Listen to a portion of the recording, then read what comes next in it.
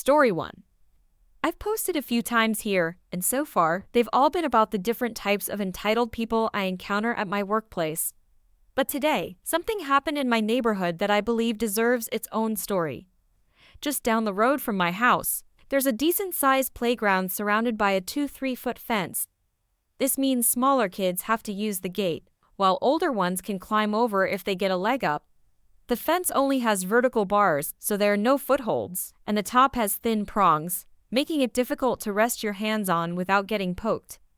The park is very popular with the local children and is always crowded, which makes it more fun because it gives them a chance to make new friends. Recently, however, I've been hearing about a particular family who have been rather rude and tend to push others away when they use the park. This family consists of an entitled mother, an entitled father, and their 2 entitled boys. I hadn't met any of them until today. Thursdays are the days I get to see my niece and nephew, and I cherish this time. I don't have kids of my own, but if they turned out like my niece and nephew, I'd be an extremely happy dad. Today, they both wanted to go to the playground to play on the swings, and I could always use the fresh air, so I took them down. When we arrived, I noticed that the playground was very empty, with only 2 kids inside. I let my niece and nephew run over to the park while I walked there myself. I saw they were having some trouble getting the gate open, which has a sliding lock to prevent it from swinging open in the wind. I knew they were both capable of opening it, so I was curious if they were just messing around. As I got closer, I saw that someone had put a padlock on the gate, preventing it from being opened. I immediately suspected it was one of the 2 kids in the park, who turned out to be the entitled kids. I asked them to come and open the gate so we could enter, but they claimed they didn't have the key and told us to go away. I scoffed, lifted my niece and nephew over the fence, and they ran off to the swings. I stayed outside because there was no way I was climbing over the fence in skinny jeans. I couldn't even bend down properly. After about 20 minutes of watching the children play, I got a text from my sister saying dinner was ready and that we needed to go back and eat. I called my niece and nephew over to the fence so I could lift them out, but I couldn't do it. They were both too heavy for me to get a proper grip on and lift out. I asked the entitled kids if they knew who locked the gate, but they were of no help again. I explained that if they didn't tell me who locked the gate, they might be stuck in the park because I couldn't climb over to fetch them. They laughed and then climbed over the fence themselves, running off to one of the houses up the road. I wanted to follow them to ask their parents about the lock, but I couldn't leave my niece and nephew alone. So I called my sister. Here's how the conversation went. Me: "Hey, I need your help." Her: "You didn't lose the kids, did you?" Me: No. Come down to the playground, please. I'll explain when you get here." Her: "Just tell me now. I'm not coming all the way over there for nothing. What's going on?" Me: "The kids are stuck in the park. I need your help getting them over the fence. I can't climb in, and I can't lift them out." Her: "Use the gate." Me: "Someone locked it. There's a big padlock on it." Her: "What? I'll be there in a few minutes. Hold on." After hanging up, I looked back toward the house the kids ran to and saw them returning with their parents. I assumed they were coming to help. Boy, was I wrong? All 4 of them walked up to me, and I immediately got an earful before I could even speak. "Entitled mother, my children were using this park. How dare you come over and disturb them? Then you threatened to lock my kids in here all night. You're lucky we haven't called the police." Me: "I'm sorry? This is a public playground. I just asked if your sons knew who locked the gate." Entitled father: "I did. What's it to you?" Me: "Well, can you unlock it? And I'm almost certain you're not allowed to do this." He proceeds to unlock the gate and let my niece and nephew out, only to lock it again afterward.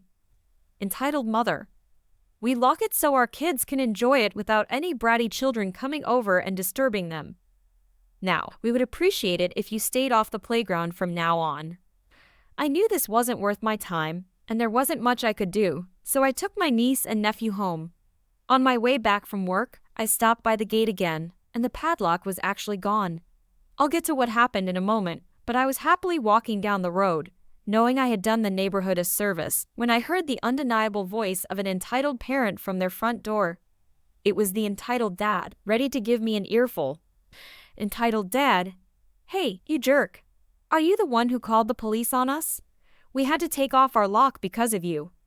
Me, "I'm not apologizing. You were potentially putting people at risk and also trying to privatize a public place. Both are against the rules, so I called the police. And I'd happily do it again." Entitled dad, "You can't do anything without the police. You're pathetic. Don't get on my nerves, mate, because I can make you suffer." Small note here. I'm 21 and rather scrawny looking, but I tend to keep my cool in most situations. However, I'd had enough of this guy, who I'd say was in his mid-30s. Me, "Want me to call the police right now for threatening me?" I pull out my phone. He then proceeds to close the door and makes a rude gesture through the window. So, I strolled back home and only looked over my shoulder twice. Story 2. I used to work at a large hardware store as a loader back in 2009. Since this story occurred 11 years ago, some details are a bit blurry. I apologize in advance for that. Now for the story. An entitled father came by to order 20 bales of pine straw. He had his child with him, who didn't interact with us, so there won't be any dialogue from him in this story. The entitled father only had a tiny compact car, and there was only enough room inside for 5 bales at most before it became unsafe to drive, and maybe enough room for 10 if safety for his child wasn't his concern. Me, "Your car is too small for these." Entitled dad, "No, it's not. You can fit them in there." Me, "Can we tie some to your roof?" Entitled dad, "No. Fit them all in the trunk and my back seat. And don't get any loose straw in my car." Me, "It's impossible to fit them all, though. Even if I played Tetris with them, I could probably only get 8 in, but then you wouldn't be able to see through your rearview mirror." Entitled dad, "It's your job to figure it out." Me, "I hope you don't mind me asking, but do you live far from here?" Entitled dad, "I'm about 5 minutes away." Me, "Okay, good. Would you be interested in renting one of our trucks to help transport these bales? They don't cost much, and since you're so close, it should be quite cheap." Entitled dad, "No, I don't want to pay any more than I already have." Me, "Are you sure you can't let us tie some bales to your roof?" Entitled dad, "No, I don't want them falling off." Me, "All right, I'll see what I can do." I contacted our team leader over the radio, explained the situation, and asked her to come out to the loading area. Team leader, "Sir, there's no way they can fit all 20 bales in your trunk and back seat. Are you sure you don't want some tied to your roof?" Entitled dad, "Well, I don't want them falling off, and I don't want the twine too tight to weaken the bales." Team leader, "Would you be interested in one of our trucks? That'll make it easier, or you can come back with a van or truck of your own." Entitled dad, "I want them in my car." Team leader, "They won't all fit then. If you want to use your car, my loaders can fit whatever they can, and you can come back to get the rest.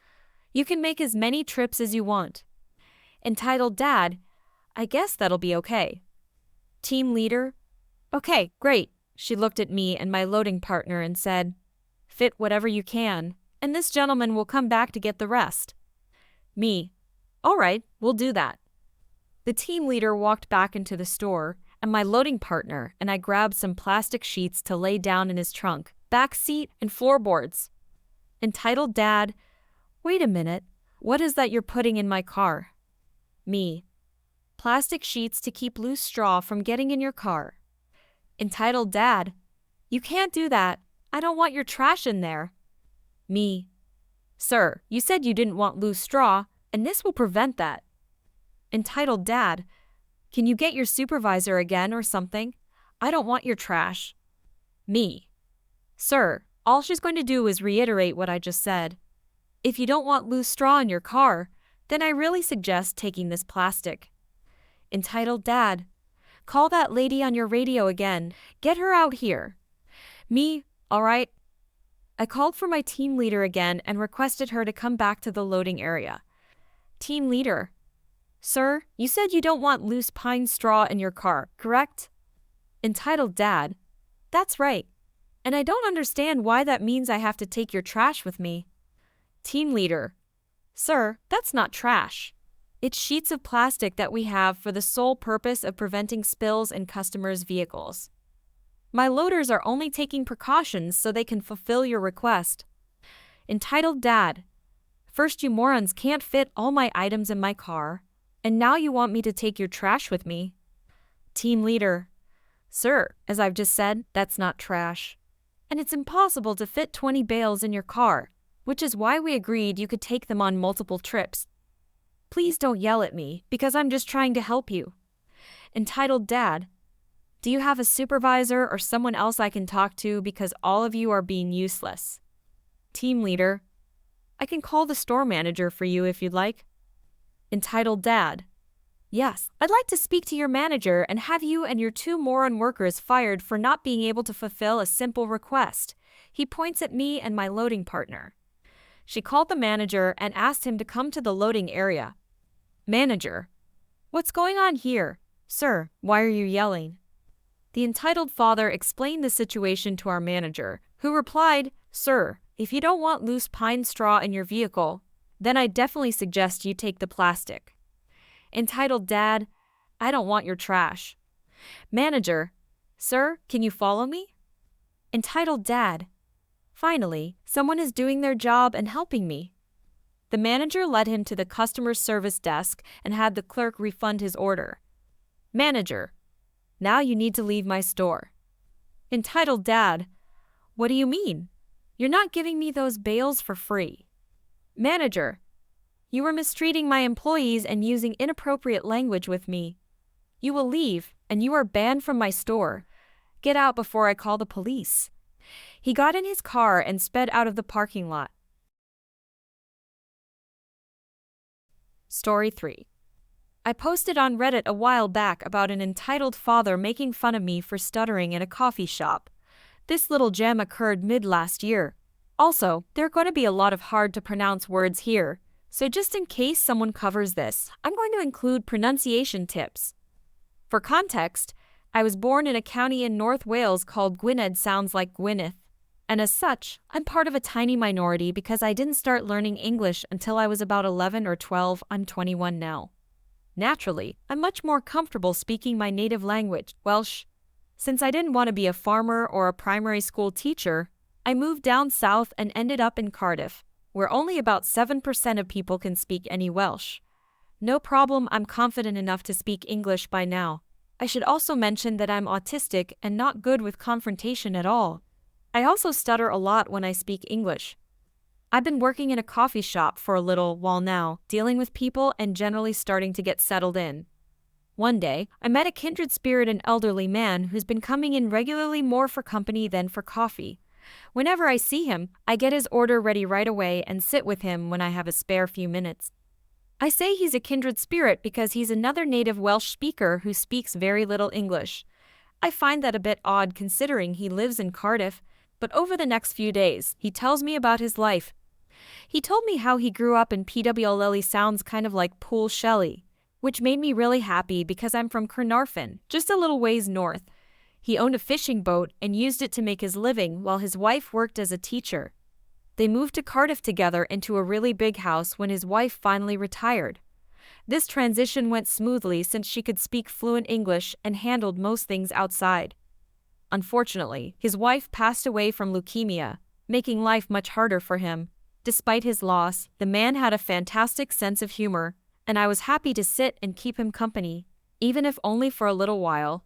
I guess it was nice for him to actually have a solid conversation with someone. My manager used to know the man's wife, as both of them came in frequently before I started working, so he was always sympathetic and made sure to pick up the slack when I was chatting with him.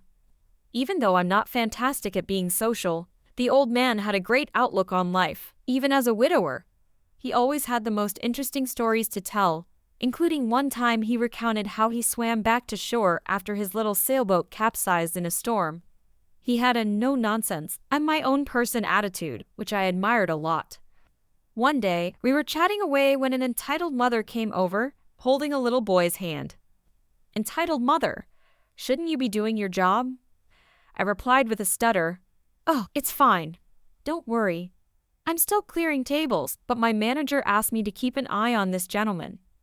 The old man looked confused at this point, barely understanding a word, so I explained to him that she was just asking about something. Entitled mother. What? What was that? She's getting really in my face now. Me? I'm starting to get extremely nervous, and I can barely get my words out. Entitled mother. What did you say to him? Here you are, slacking off. Speak English. The old man asked in Welsh, Who is she? I explained to him that she was demanding we speak English. At this point, I was just stalling, talking directly to the woman, as I wasn't even sure what to say. The little boy she was with looked slightly alarmed at what his mother was doing. Entitled mother. You're in Wales. Speak English for goodness sake. Not this foreign nonsense. Me. Excuse me. Entitled mother. You heard me. The little boy. Mom, are we getting food yet? Entitled mother. Not yet.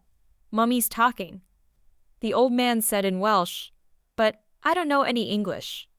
This sent the entitled mother into a real huff, and she looked around the shop, appealing to the other customers. Entitled mother.